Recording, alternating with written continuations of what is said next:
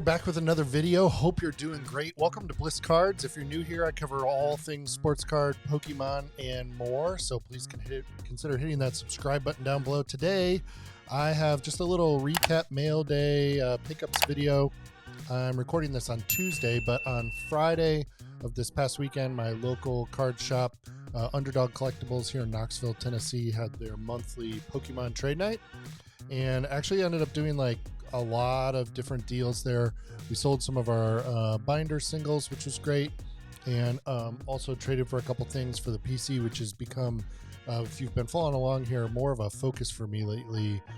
Just trying to make sure that I'm like always working on my own checklists and not getting distracted by all the other stuff. So just wanted to take everybody through some of the stuff that I picked up here. It's going to be an all Pokemon video today because of this event.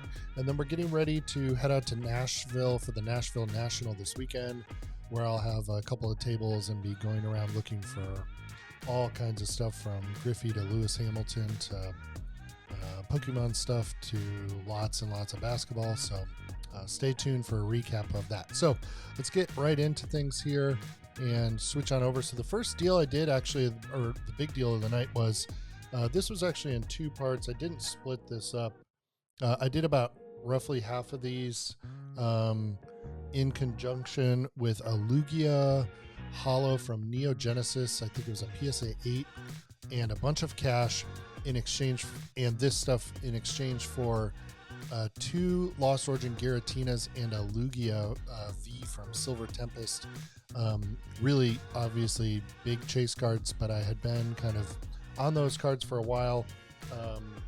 And so I don't have the Lugia here. That's for sale up on my eBay store, but just thought I'd take you all through some of this cool vintage stuff I got here. This stuff is pretty new to me. I'm more of an ultra modern person because I got into Pokemon through my kids. So it was really cool to see some pretty nice condition stuff. So we've got a Venusaur Holo here from base set 2. We've got an Entei promo. I think this card's only like $5, but I just thought it was super, super cool. I haven't looked at any of these for grading, and that's going to be my learning curve here, is like at what condition level are these worth grading. They're not in like mint condition. They do have, you know, like here you can maybe see some whitening along the bottom, somewhere around lightly played perhaps, but you know, that's a PSA. I don't know. Actually, that's what I need to know, is what is that? Is that a PSA 7? Is it a PSA 5, etc.? So I got to figure that out. So if you have any experience grading vintage Pokemon, drop me a comment below. Would love to hear from you.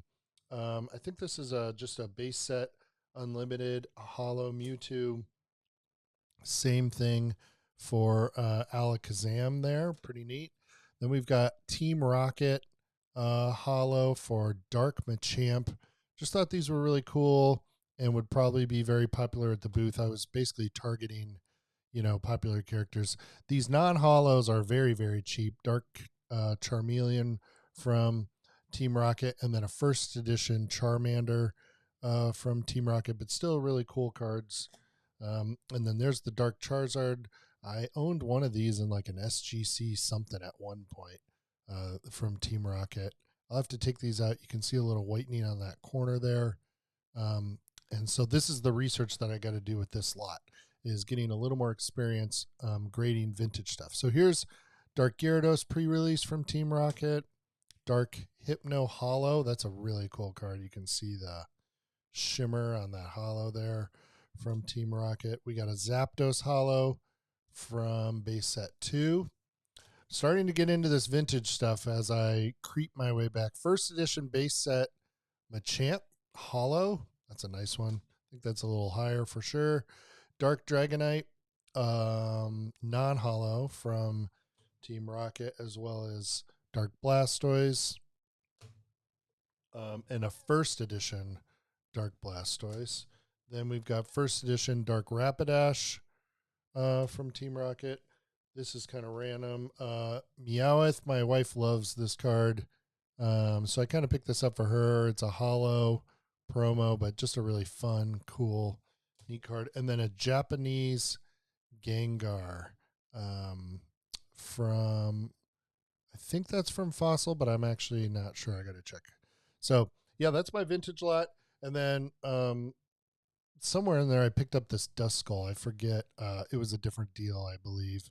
Oh, somebody wanted to trade me for like a $21 card and another $2 or $3 card, and I just grabbed this. I like this blue artwork on the 3 from this set and thought it was really neat. So that's some raw stuff I have to go through. That's going to be lot number 1 from the weekend. But had a lot of fun Friday night. If you've been following along, you know that recently I took a trip out to Nashville and picked this up at my first trip to Nash Cards.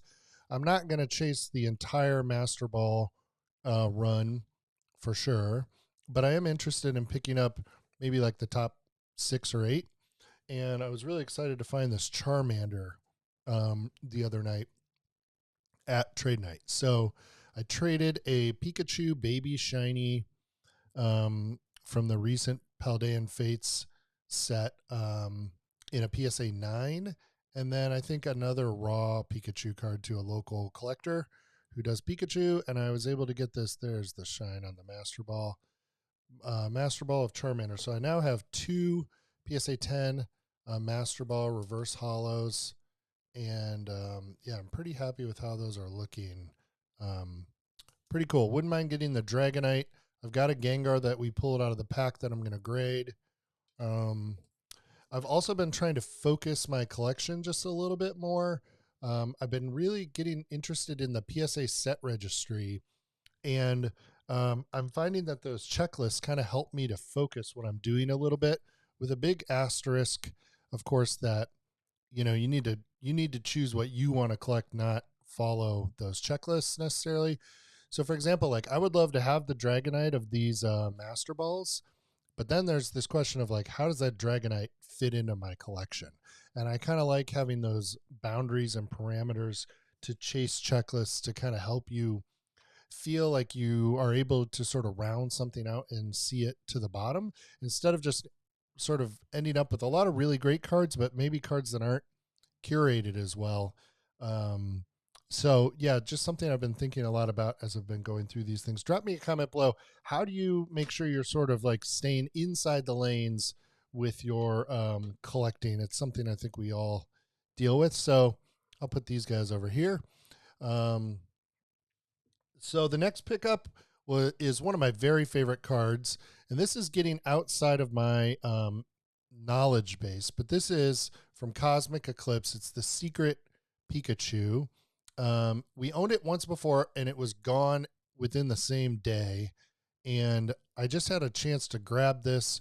Again, I traded for this in a PSA 9. Would love to get a 10 at some point, but I've decided I'm going to start hanging on to non-10 cards when I get them, again, because I want to always collect the card, not the grade, like I did when I was a kid. We didn't have grading back then, and I like the ability for grading to kind of secure my investment long-term so that I know what I have, because condition matters for long-term value.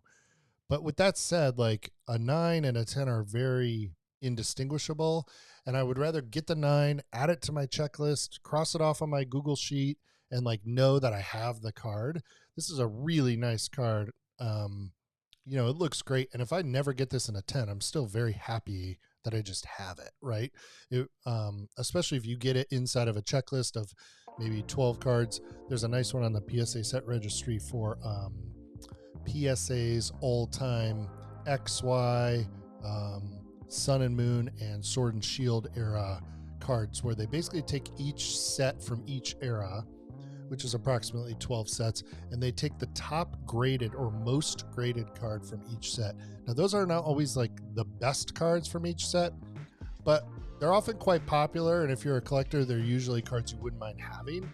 And like if I put this in a PSA 9 next to all those other ones, it's going to look really cool. So I've been kind of hanging on to some stuff for that reason. And then once we get the set complete, of course, we can always work on upgrading grades or not, depending on what else we're working on. So that's that. And then the last one in that vein is I had a couple other things in our inventory that are going to get me a little closer to where I want to be with some of these sets. The first one is, you can see I've got two really nice Pikachus here. The Masterball is not on the set registry because I started looking at a Pikachu full art master set. Of course, that includes like the Poncho and Mario and Luigi's, which are honestly probably at the very top of my list in terms of cards I would like to have for myself long term. They're my favorite cards that I've come across. But I graded this. This is a cheap Crown Zenith card. Crown Zenith, I never can remember. And I had it in my inventory for the store, and I was like, I went through the trouble of grading this. It's not a super expensive card, and I'm only into it for about $22 or something. So I decided, you know what? I'm going to pull this one aside and hang on to it, and I added it to my Pikachu collection. And then similarly, we're working on the Evolving Skies Evolutions run. There's 9 cards, which ends with the Umbreon VMAX Secret Rare, which the Moonbreon, which we have in a 10. But I did have these 2 cards that did not 10. And again, I'm going to hang on to the Leafeon and the Sylveon in the 8 and the 9, which puts me only 2 away from that set.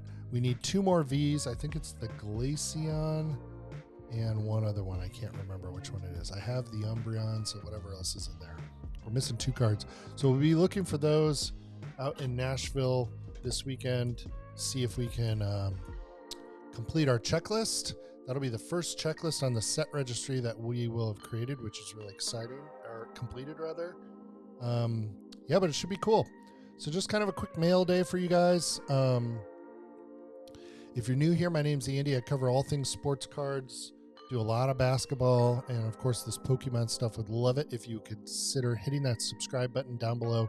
And most importantly, tell a friend about the channel and leave me a comment telling me what kind of stuff you're into. Always enjoy dialoguing with you all there down in the comments. Much more to come, but today was just a recap of my October 2024 Pokemon trade night here in Knoxville. That's always the first Friday of the month. So keep collecting, everybody. Thanks so much for watching, and we'll see you on the next video. Take it easy.